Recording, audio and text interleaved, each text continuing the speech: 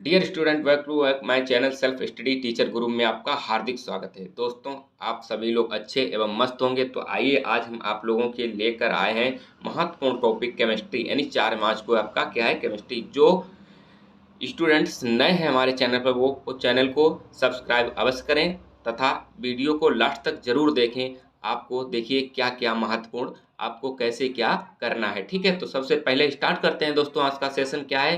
Class 12th chemistry. क्या? Class 12th chemistry. सभी महत्वपूर्ण क्या है? सभी महत्वपूर्ण टिप्पणियां और न्यूमेरिकल्स। ठीक है, न्यूमेरिकल्स आपको किस टाइम में लगाना है, ट्रिक के साथ मैं बताऊंगा। किसके साथ बताऊंगा? ट्रिक के साथ बताऊंगा। बस इतना पढ़ लो। क्या है? बस इतना पढ़ लो। अब की केमिस्ट्री 65 प्लस पार। ठीक है, कब? 4 मार्च को। ठीक है, 4 मार्च को। तो सबसे पहले स्टार्ट करते हैं दोस्तों। क्या है कि कंक्रीट। क्या है भैया? कंक्रीट। ठीक है, कंक्रीट आपको कैसे लिखना है, इसका उपयोग लिखना है, कितना लिखना है। ठीक है, तो देखते हैं क्या कंक्रीट लिखा है दोस्तों। सीमेंट कैसे लिखना है कि सीमेंट, बालू, ईंट या पत्थर के छोटे छोटे टुकड़े तथा जल के मिश्रण को क्या कहते हैं? हम कंक्रीट कहते हैं। जो मिश्रण होता है उसे हम क्या कहते हैं भैया? कंक्रीट कहते हैं। अब इसका हमें उपयोग किस में लिखना है? उपयोग भी इसका लिखना है दोस्तों। क्या है? उपयोग। उपयोग लिखना है कि कंक्रीट का उपयोग, कंक्रीट या पत्थर का उपयोग हम किसमें करते हैं भैया? मकानों में फर्श बनाने के काम आता है। किसमें? फर्श बनाने में किया जाता है। इतना ही आपको लिखना है। 2 से 3 नंबर आपके पक्के। ठीक है, इतना ही लिखना है भैया। उसके बाद दोस्तों अब बताएंगे आपको न्यूमेरिकल। ठीक है, कि न्यूमेरिकल आपको ट्रिक के साथ किस तरह से आपको लगाना है दोस्तों। तो चलते हम देखते हैं कि अब आपका न्यूमेरिकल कैसे लगेगा।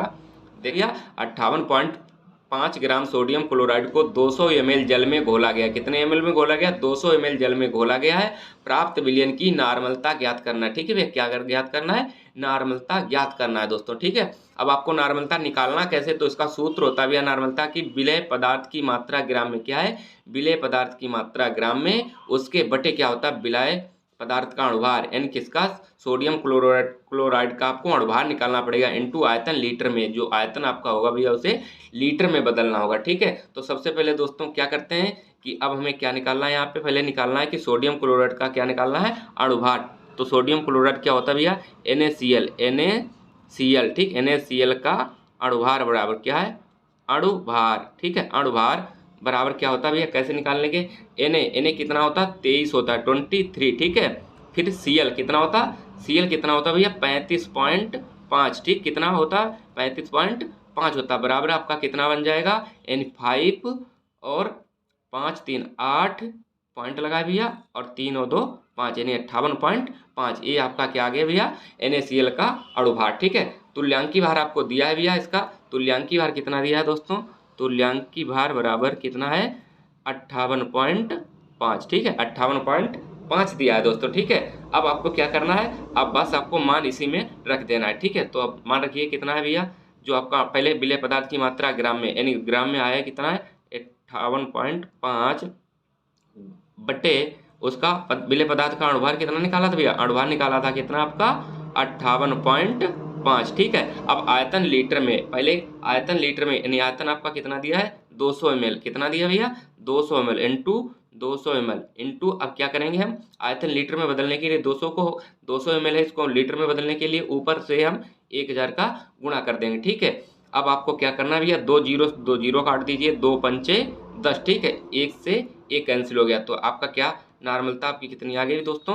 नार्मलता आपकी भैया कितनी आ गई है? नार्मलता है n बराबर अब आप कितना आ गया? 5 आ गया। कितना आ गया? 5 आ गया। ठीक है, इस ट्रिक से आपको न्यूमेरिकल दोस्तों लगाने हैं। ठीक है, उसके बहुत ही महत्वपूर्ण है जो नियम पूछा जाता है। किसका?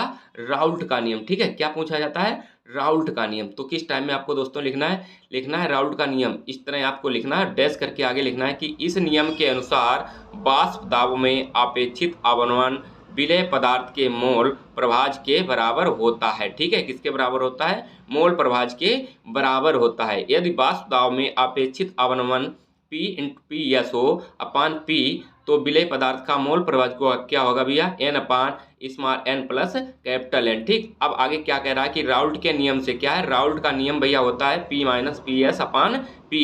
इसी में आपको ये मान बराबर रख देना है, N अपान N प्लस N। ठीक है, अब आगे क्या कह रहा है दोस्तों? यदि n प्लस n बराबर कैपिटल क्या है?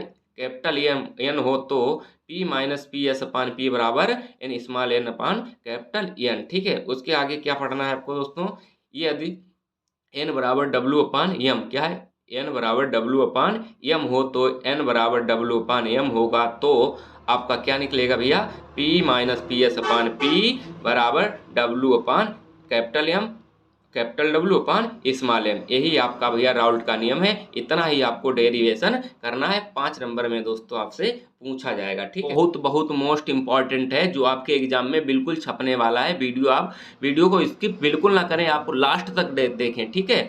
तो कोल राउस का नियम लिखने के लिए आपको क्या है कि कोल राउस का नियम भैया, ठीक है, कैसे लिखेंगे कि इस नियम के अनुसार किसी विद्युत अपघट्ट की अनंत तनुता पर विलयन की तुल्यांकी चालकता का मान, ठीक है, विद्युत अपघट्टों को धन आयनों तथा ऋण आयनों के अनंत तनुता पर मोलर चालकताओं के योग के बराबर होता है। इस प्रक्रिया को हम क्या कहते हैं भैया, कोल राउस का नियम कहते हैं। क्या कहते हैं दोस्तों, कोल राउस का नियम कहते हैं। अर्थात आपको कोल राउस का नियम इतना आपको जे बना लेना है, इसका क्या है, फिगर, ठीक है भैया। उसके बाद आपको क्या पढ़ना है दोस्तों, प्राथमिक सेल, ठीक है, बहुत इंपॉर्टेंट है प्राथमिक सेल, जो भी आपके एग्जाम में पूछी जाएगी दोस्तों, ठीक है।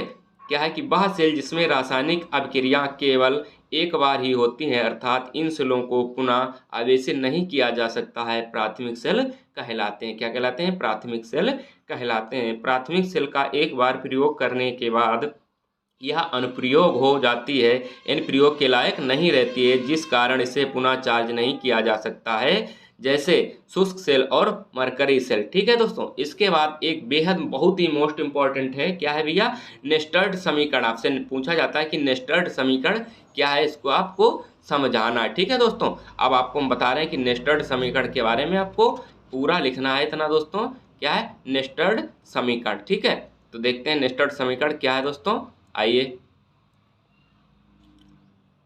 नेस्टेड समीकरण क्या होता है भैया, ई बराबर E0 प्लस 2.303 RT अपान NF, क्या है, NF into log M N plus, ठीक है। इसमें आप देख लीजिए ई इलेक्ट्रोड विभव है, क्या है, ई भैया आपका इलेक्ट्रोड विभव हो गया, E0 आपका क्या है, मानक इलेक्ट्रोड विभव होगा, टी परम ताप हो गया, ठीक है, परम ताप हो गया, एन इलेक्ट्रॉनों की संख्या होगी, क्या, स्मॉल एन जो है इलेक्ट्रॉनों की संख्या है, आर क्या हो गया आपका गैस नियतांक हो गया, क्या हो गया, गैस नियतांक हो गया, एफ क्या हो गया भैया आपका फैराडे हो गया, ठीक है। इसके बाद दोस्तों आपको पढ़ना है क्या, आणविकता, ठीक है। आणविकता को भी पढ़ के जाइए। क्या है, किसी अभिक्रिया में भाग लेने वाले अणुओं की वह संख्या जो उस अभिक्रिया की आणविकता कहलाती है, ठीक है, या आणविकता कहते हैं। जैसे PCl5 reversible PCl3 plus Cl2 एक अणुक है, ठीक, क्या है भैया, एक अणुक है, ठीक। H2 प्लस Cl2 बराबर 2HCl क्या हो गया, 2 अणुक हो गया। उसके बाद पढ़ना है दोस्तों आपको कोट, क्या पढ़ना है, कोट, बहुत ही इंपॉर्टेंट है, एक क्वेश्चन आपका कोट से छपने वाला है आपके पेपर में, ठीक है।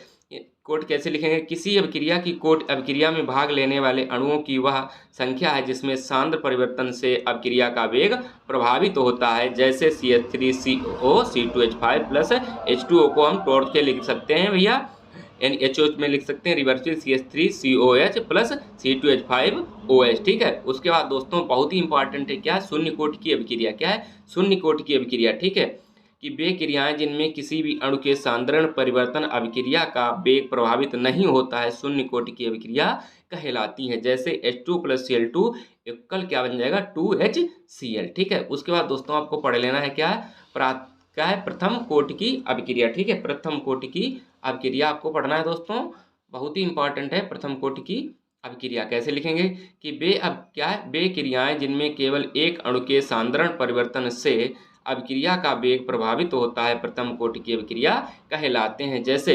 C2H5Br प्लस H2 बनेगा C2H5OH प्लस HBr, ठीक है, क्या बनेगा, HBr, ठीक है दोस्तों। उसके बाद आपको समीकरण भी इसका लिखने को आता है भैया। समीकरण कैसे लिखेंगे, इन प्रथम कोटि की अभिक्रिया का समीकरण, ठीक है, क्या है, समीकरण दोस्तों, ठीक है। समीकरण कैसे लिखेंगे देखते हैं। प्रथम कोटि की अभिक्रिया का समीकरण क्या होता है, बेहद बहुत इंपॉर्टेंट है, K बराबर 2.303 अपान small t log 10 A upon A minus x, ठीक है। अब इसमें K क्या है भैया, जहाँ K एक वेग स्थिरांक है, T विकटन में लगा हुआ समय है, A पदार्थ की प्रारंभिक मात्रा, A माइनस B क्या है, शेष मात्रा या अंतिम मात्रा। वीडियो अच्छा लगा हो तो लाइक शेयर एंड सब्सक्राइब जरूर करें, कमेंट भी करें नेक्स्ट वीडियो देखने के लिए। Thanks for watching.